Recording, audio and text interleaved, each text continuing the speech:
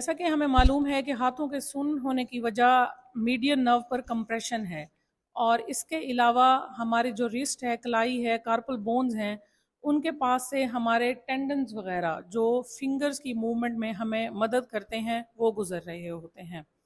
इसके अलावा हमारे जो फोर आर्म के मसल्स हैं फ्रंट पे और बैक पे, इनमें भी हमने बैलेंस क्रिएट करना होता है। तो इन टेंडन को ग्लाइड करने के लिए या मीडियन नर्व को ग्लाइड भी इस एक्सरसाइज में आपको हेल्प करेगी। तो इसके लिए 5 स्टेप हैं जिनको आपको फॉलो करना होगा। सबसे पहले आपने इस पोजीशन में अपने हाथ को सीधा रखना है, स्ट्रेट। उसके बाद स्टेप 2 आप फॉलो करेंगे जिसको हम हुक स्टेप कहते हैं। थर्ड, आप टेबल टॉप पोजीशन में अपनी फिंगर्स को लाएंगे। उसके बाद आप फोर्थ में फिस्ट बनाएंगे और उसके बाद कंप्लीट फिस्ट बनाएंगे। तो इस पैटर्न को हम दोबारा से दोहराते हैं। सबसे पहले straight, then hook, table top, fist and complete fist. तो इस तरह से आपने इन एक्सरसाइजेज को बार बार परफॉर्म करना है। एक और एक्सरसाइज जिसमें हम अपने थंब को स्ट्रेच देंगे। अगेन आपने अपनी कोहनी को इस तरह से फोल्ड करना होगा और उसके बाद अपने बाजू को सीधा करेंगे और दूसरे हाथ की मदद से अपने थंब को पीछे की तरफ दबाएंगे। तो इस तरह से भी आपको जो आपके फ्रंट मसल्स हैं कलाई के, वहाँ पर बहुत अच्छा स्ट्रेच महसूस होगा। एंड पोजीशन या स्ट्रेच पोजीशन को आपने 5 से 10 सेकंड के लिए होल्ड करना है। एक और एक्सरसाइज जो आपको इसमें हेल्प करेगी, उसमें हम फिंगर स्ट्रेचिंग पेशेंट को रिकमेंड करते हैं। इस तरह से आपने अपनी कोहनी को फोल्ड कर लेना है और अपनी उंगलियों पर दूसरे हाथ की मदद से प्रेशर आपने डालना होगा। फिर आप कोहनी को सीधा करेंगे और उसके साथ साथ आप अपनी उंगलियों को नीचे की तरफ दबाएंगे।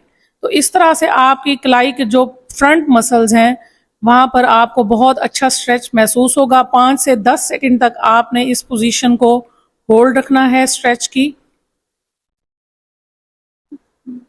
एक और एक्सरसाइज जिसमें हम पेशेंट को कहते हैं कि वो रेजिस्टेड रिस्ट एक्सटेंशन करे, मतलब अपने जो हाथ, जिस हाथ में उसको दर्द महसूस होता है उसकी उंगलियों की ऊपर की जानिब मूवमेंट करे, हरकत करे, लेकिन उस हरकत को दूसरे हाथ की मदद से रोके भी।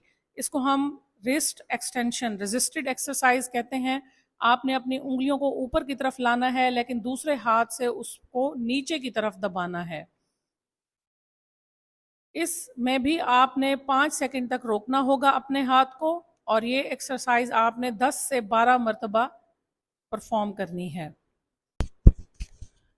मसाज इस कंडीशन में, इस हालत में बहुत हेल्पफुल होता है। इसमें आपने क्या करना है कि जो बाजू आपका अफेक्टेड है उस पे आपने अपने थंब की मदद से या दूसरे हाथ की मदद से अपनी हथेली से अपने फ्रंट फोर आर्म और उसके बाद back side of the four arm massage करना है।